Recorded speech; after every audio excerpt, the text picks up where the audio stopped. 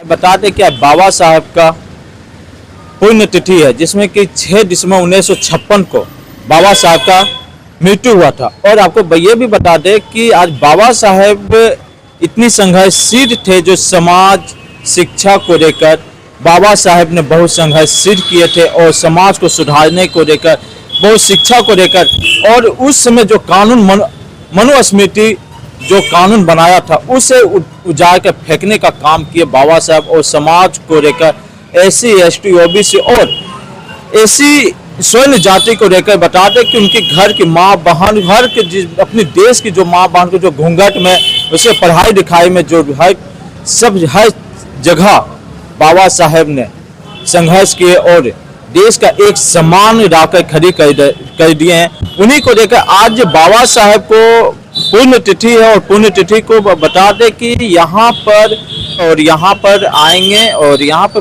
बाबा साहब का पुण्यतिथि भी मनाएंगे। उन्हीं को लेकर पूरी चर्चा करेंगे। हमारे साथ बात करने के लिए है गौतम जी। और जो पहले तुम्हारे चैनल में आपका स्वागत है गौतम जी। ये अम्बेडकर प्रतिमा सुरक्षा समिति की ओर से आपके चैनल को भी बहुत बहुत धन्यवाद और बधाई।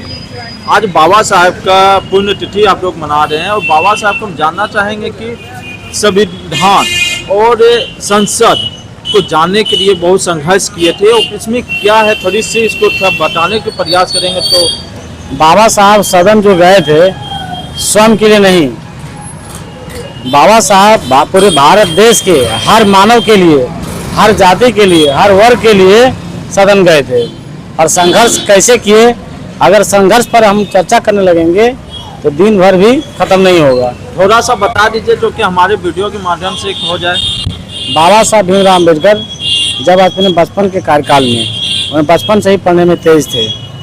वह एक गरीब परिवार से थे और उन्होंने पढ़ते पढ़ते जब आगे बढ़े तो उनको सामंतवादी लोग पढ़ने के लिए मौका नहीं देते थे।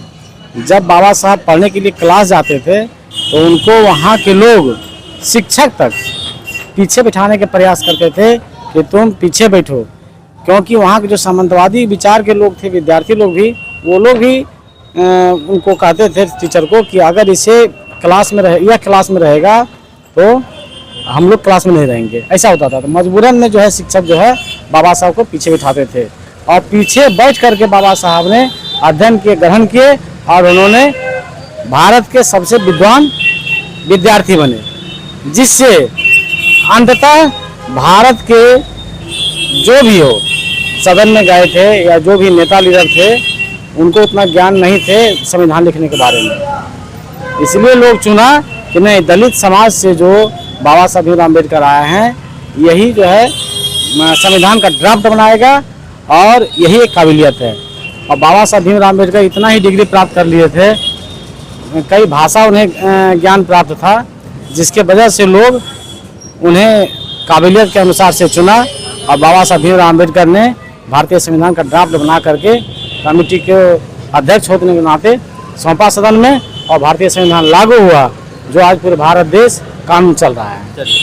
सर से बात करें सर, फिर बाबा साहब ने अपनी समाज को लेकर और कितनी माँ बहन जो घूंघट में जिसमें थी उसे आज़ादी भी दिलवाए हैं बाबा साहब ने, उसको लेकर क्या कहना चाहेगा। और मैं अधिवक्ता श्री कृष्ण यादव, बाबा साहेब के वजह से आज आपके सामने हम इसे करोड़ों युवा खड़ा है और बोल रहे हैं।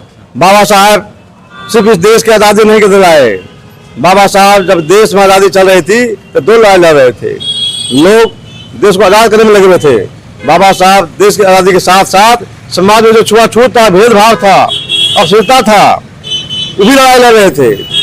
और दुनिया में ऐसा कोई देश नहीं है जहाँ आदमी को आदमी छूने से छुआता है। ये हिंदुस्तान में जो गुलामगिरी था, जो हिंदुस्तान में जो मनुस्मृति लागू किया गया था, उसके खिलाफ बाबा साहब लड़ाई लड़ी है। और बाबा साहब जो संविधान बनाया है, वो बाबा साहब संविधान बनाने में बहुत कुर्बानी देनी पड़ी लोगों को। पूरे हिंदुस्तान से बाबा साहब को संविधान सभा चुनने नहीं दिया गया, सारा खिड़की बंद कर दिया गया। तो आज जो बांग्लादेश बना है, वहाँ से जो मूल निवासी के विधायक थे, उसमें नियम था, क्योंकि संविधान का निर्माण करना था, समय कम था, तो यह पॉलिसी तय हुआ मिशन के पॉलिसी के तहत, किप्सर मिशन जो कहते हैं, उसके तहत हुआ कि इतनी बड़ी देश में तुरंत चुनाव करना संभव नहीं है। तो हर एक 5 विधायक पर एक संविधान सभा का मेंबर चुना जाएगा। तो उसके तहत जो है पूरे हिंदुस्तान में, जो वर्तमान हिंदुस्तान है, बाबा साहब नहीं चुना गए। तो बंगाल के लोगों ने इनको, बाबा साहब को चुन के भेजा संविधान सभा में। तो बाबा ने संविधान सभा लिखा। हमारे देश के कुछ लोगों ने बोलने में हम लोग को खराब लगता है, जिस जगह से बाबा साहब को संविधान सभा चुन के भेजा गया वो 80% मूल निवासी के लोग था। उसको जो हमारे शासक थे यहाँ पर कांग्रेस के लोगों ने डाल दिया बांग्लादेश में। वही आज फौजी लोग हैं, उसी के मात्र भगा जाता है। आज वही लोग कहते हैं कि मैं हिंदू को तंग कहता है। अच्छा, एक बाबा साहब एक बोले थे कि हम तो हिंदू में जन्म लिए हैं पर हिंदू में मरेंगे नहीं, ये क्या है? बाबा साहब का ये सही निर्णय था।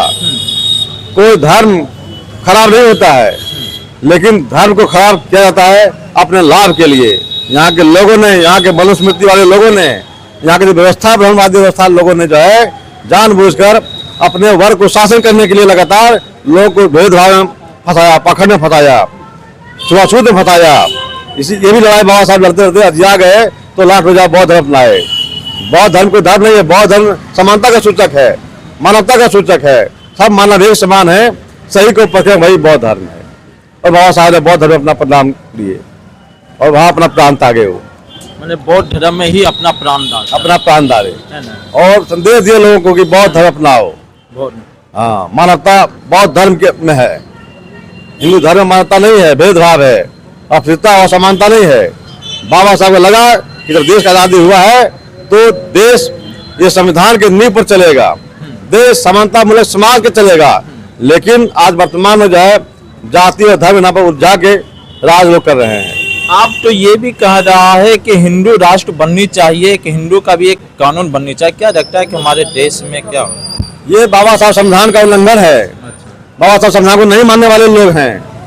मानवता का देश है, हिंदू का देश नहीं है, सब धर्म का देश है, सेक्युलरिज्म है। जो हमारा भारत है सब समान, सबको ये जो देश है हमारा, सब देश जो भी धर्म है सबको सम्मान दिया जाता है। चलिए जी हाँ जी, हो गया। और गौतम जी, आप जो है तो बाबा साहब को देख रहे थे पूरा, तो बाबा साहब को देखकर क्या कहना चाहिए? क्योंकि आज का जो है पुण्यतिथि आप लोग मना रहे, क्या कहना चाहिए बाबा साहब? बाबा साहब सूर्य है, उनके प्रति क्या बोलेंगे। आज उनका महापरिनिर्वाण दिवस है, धूमधाम से हम लोग मना रहे हैं। जम्मू कचहरी अम्बेडकर चौक के पास बाबा साहब के चरणों में नमन करेंगे। गौतम पासवान, लोक जनशक्ति पार्टी नगर अध्यक्ष जमुई।